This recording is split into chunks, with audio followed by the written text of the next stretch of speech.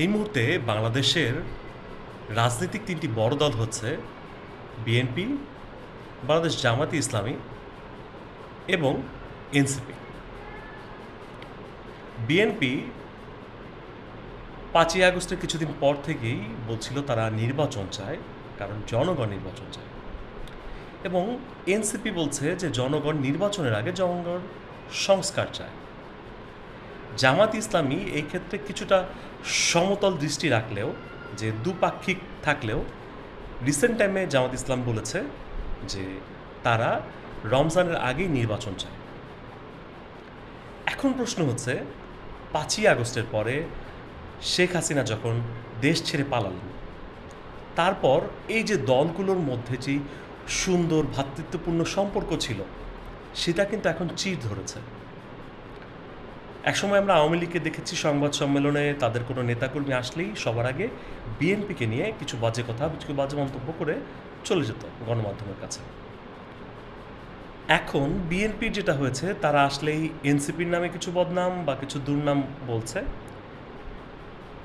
সরকারের নামে কিছু বলছে। এনসিপির ক্ষেত্রেও তাই, তারাও আসলে বিএনপি সম্পর্কে কিছু কটু কথা, কিছু নেতিবাচক কথা বলে তারাও গণমাধ্যমের মাধ্যমে এটা জনগণের কাছে প্রকাশ করছে। আসলে বাস্তবিক অর্থে জনগণ কি চায়? জনগণ কি সংস্কার চায়, এনসিপি যেটা বলছে, নাকি বিএনপি যেটা বলছে জনগণ নির্বাচন চায়? সত্যিটা হচ্ছে জনগণ সংস্কার বা নির্বাচনের আগে জনগণ স্বস্তি চায়, যে স্বস্তিটুকু সরকার আশার আলোকবর্তিকা হিসেবে দেখিয়েছে। আমি বলছি না যে সংস্কারকে পিছাতে হবে বা নির্বাচনকে পিছাতে হবে। আমি যেটা বলছি যে এই মুহূর্তে আসলে সবগুলো বড় ছোট দল মিলে একসাথে কাজ করতে হবে, কারণ দিন শেষে এই রাষ্ট্রের কিন্তু মালিক জনগণ। সরকার টিকে না থাকার সবচেয়ে বড় কারণ জনগণের আন্দোলনের প্রভাব। এরপর যেই প্রভাবটা সবচেয়ে বেশি কাজ করেছে সেটা হচ্ছে সবগুলো রাজনৈতিক দল একসাথে কাজ করেছে। জনগণ চাইলে সব কিছুই কিন্তু সম্ভব।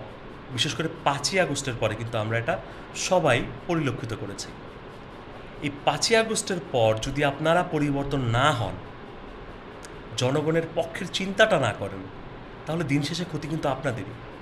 আপনারা হয়তো একটা সংস্কার নিয়ে আসলেন, জনগণ যদি এটা না মানে, বা আপনারা একটা নির্বাচন করে সরকার গঠন করলেন, জনগণ যদি এটা না মানে, দিন শেষে এই খারাপ দিকটা আপনাদেরকেই ভোগ করতে হবে।